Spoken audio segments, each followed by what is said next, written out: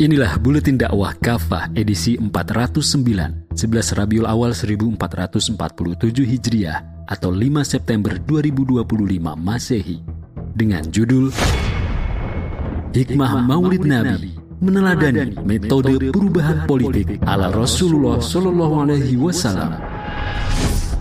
Peringatan Maulid Nabi Muhammad SAW bukan hanya momentum ritual penuh lantunan sholawat dan doa semata. Ia juga merupakan kesempatan reflektif untuk menggali hikmah agung dari kelahiran Rasulullah SAW. Salah satu hikmah terbesar yang jarang disorot adalah bahwa kelahiran beliau menandai awal perubahan besar dalam peradaban manusia, dari masyarakat jahiliyah menuju masyarakat Islam yang mulia. Pertanyaannya, apakah kita siap meneladani metode beliau dalam melakukan perubahan politik hari ini? Ataukah kita tetap mempercayai metode sekuler seperti demokrasi yang telah terbukti berkali-kali hanya memberikan janji-janji tentang kemakmuran, kesejahteraan, keadilan, dan lain-lain yang tidak pernah terbukti sama sekali? Ataukah kita merasa yakin dengan people power atau gerakan massa yang acap kali dibumbui anarkisme atau kekerasan yang tak jarang memakan korban? Isyarat politik dalam kelahiran Nabi SAW. Kitab Maulid Al-Barzanji karya Syekh Ja'far Al-Barzanji mengisahkan peristiwa besar saat Rasulullah SAW lahir. Cahayanya memancar hingga menerangi istana Romawi di Syam. Pilar istana Kisra di Madain retak, 10 menaranya runtuh. Api sembahan Persia padam, danau sawah mengering, wadi Samawah tiba-tiba mengalirkan air. Fenomena ini bukan sekedar kejadian kosmik.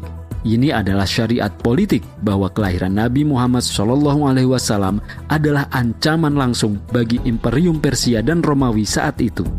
Beliau lahir sebagai pemimpin perubahan politik global yang akan meruntuhkan tatanan kufur dunia dan membangun peradaban baru, peradaban Islam. Di pasar Zilmajas, Nabi SAW pernah berseru, "Hai manusia, ucapkanlah la ilaha illallah, niscaya kalian beruntung." Hadis riwayat Ahmad. Seruan itu bukan hanya dakwah tauhid, ia sekaligus merupakan deklarasi visi politik bahwa perubahan sejati berawal dari pengakuan terhadap kedaulatan Allah SWT. Lalu ketika menggali parit Khandaq, Nabi SAW memukul batu besar 3 kali. Saat pukulan pertama, beliau mengucapkan Bismillah, lalu pecahlah sepertiga batu itu. Beliau bersabda, "Allahu Akbar, aku telah diberi kunci Syam. Demi Allah, sesungguhnya aku benar-benar melihat istana-istana merahnya dari tempatku ini." Kemudian beliau mengucapkan Bismillah, lalu memukul sekali lagi hingga pecah sepertiga batu itu. Beliau bersabda, "Allahu Akbar, aku telah diberi kunci negeri Persia. Demi Allah, sesungguhnya aku benar-benar melihat kota-kotanya dan aku melihat istana putihnya dari tempatku ini." Kemudian beliau mengucapkan Bismillah, lalu memukul dengan pukulan lain hingga tercabutlah sisa batu itu. Beliau bersabda, "Allahu Akbar, aku telah diberi kunci negeri Yaman. Demi Allah, sesungguhnya aku benar-benar melihat pintu-pintu kota San'a atau Yaman dari tempatku ini." Hadis riwayat Ahmad dan An-Nasa'i. Sejarah kemudian mencatat bahwa nubuat itu menjadi nyata pada saat khilafan Umar bin Khattab radhiyallahu an. Saat itu 2 negara adidaya, yakni Persia dan Romawi, benar-benar telah berhasil ditundukkan di bawah kekuasaan Islam. People power hanya mengganti rezim, bukan sistem. Di era modern, banyak orang berharap perubahan politik melalui people power atau gerakan massa. Sejarah Indonesia pasca reformasi 1998 adalah contoh nyata. Rezim Soeharto tumbang, Orde Baru runtuh. Akan tetapi, apakah secara politik Indonesia benar-benar berubah? Tidak. Korupsi malah makin mengganas. Oligarki makin kukuh. Sumber daya alam milik rakyat tetap ada dalam kendali swasta dan asing. Pajak makin mencekik. Utang negara dan bunganya makin tinggi. Rakyat tetap miskin. Pengangguran makin banyak. Elit politik makin bergelimang harta. Keadilan hukum makin sulit ditegakkan. Mengapa demikian? Sebabnya, yang jatuh hanya rezimnya, bukan sistem politiknya. Sistem demokrasi sekuler tetap dipertahankan. Padahal sistem inilah yang menjadi akar kerusakan yang membelit negeri ini. Ini karena dalam sistem demokrasi, kedaulatan atau hak membuat hukum ada di tangan manusia. Artinya, pembuatan hukum diserahkan pada hawa nafsu manusia. Padahal Allah SWT telah tegas menyatakan dalam Quran Surat Yusuf ayat 40 yang artinya otoritas membuat hukum itu ada pada Allah. Bahkan Allah SWT telah menegaskan dalam Quran Surat Al-Ma'idah ayat 45 yang artinya siapa saja yang tidak berhukum dengan wahyu yang telah Allah turunkan, mereka itulah pelaku kezaliman. Dalam Quran Surat Al-Ma'idah ayat 50, Allah SWT juga mengingatkan yang artinya, apakah sistem hukum jahiliyah yang mereka kehendaki? Hukum siapakah yang lebih baik daripada hukum Allah bagi kaum yang yakin? Jelaslah, demokrasi yang menempatkan kedaulatan atau hak membuat hukum di tangan manusia adalah sistem hukum jahiliyah. Karena itu, pergantian rezim atau penguasa tanpa pergantian sistem politiknya ke arah sistem politik Islam tak akan pernah menghasilkan perubahan ke arah yang lebih baik. Dakwah bukan kerumunan massa. Islam memiliki metode perubahan politik yang jelas dan tuntas. Rasulullah SAW tidak pernah menyerukan revolusi massa untuk menggulingkan rezim Quraisy. Beliau menempuh metode dakwah yang terarah melalui 3 tahap. Pertama, taskif atau pembinaan. Beliau membina para sahabat dengan fikrah Islam agar keimanan mereka kokoh dan mereka siap berjuang untuk perubahan. Kedua, tafa'ul ma'al ummah, yaitu interaksi dengan masyarakat. Beliau mendakwahkan Islam secara terang-terangan di tengah-tengah masyarakat, sekaligus membongkar kebusukan sistem kufur hingga opini umum berpihak pada Islam. Ketiga, tolabun nusroh atau menggalang dukungan. Beliau menggalang dukungan dari ahlul quwah atau para pemilik kekuasaan untuk menegakkan sistem politik dan pemerintahan Islam. Ketiga tahapan ini beliau tempuh tanpa kekerasan sama sekali, apalagi melalui people power atau gerakan massa yang menjurus pada anarkisme atau kekerasan. Pada akhirnya, terutama melalui tahapan tolabun nusroh, beliau berhasil meraih kekuasaan atau istilamul hukum secara damai dari ahlul quwah di Madinah yang didukung oleh mayoritas penduduknya.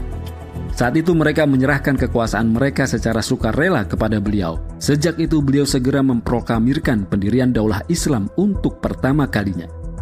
Dengan metode ini, perubahan politik yang lahir bukan sekedar jatuhnya penguasa, melainkan tumbangnya seluruh sistem jahiliyah diganti dengan sistem Islam.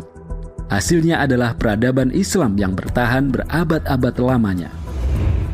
Landasan historis Baiat Aqobah kedua. Ibnu Hisham bertutur, tatkala mereka berkumpul untuk Nabi SAW di Aqobah, beliau berkata kepada mereka, kalian membayar aku untuk mendengar dan taat, serta untuk menolong dan melindungi diriku, sebagaimana kalian melindungi diri, istri, dan anak-anak kalian. Inilah Baiat Aqobah kedua yang menjadi alasan bagi penegakan daulah Islam di Madinah. Demikian sebagaimana ditegaskan oleh Al-Mubarakfuri, sesungguhnya baiat ini adalah fondasi kokoh bagi penegakan daulah Islam pertama yang memerintah dengan wahyu yang telah Allah turunkan dan membawa Islam ke seluruh dunia. Dari nukilan di atas tampak jelas bahwa Rasulullah SAW melakukan perjuangan perubahan politik dari masyarakat jahiliyah di Makkah yang lemah dan tertindas menuju masyarakat Islam di Madinah yang penuh dengan rahmat dan keadilan dalam naungan daulah Islam. Jalan mana yang kita pilih?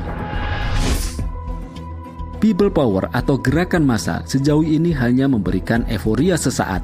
Faktanya, people power selalu gagal mengubah sistem rusak yang menjadi akar masalahnya.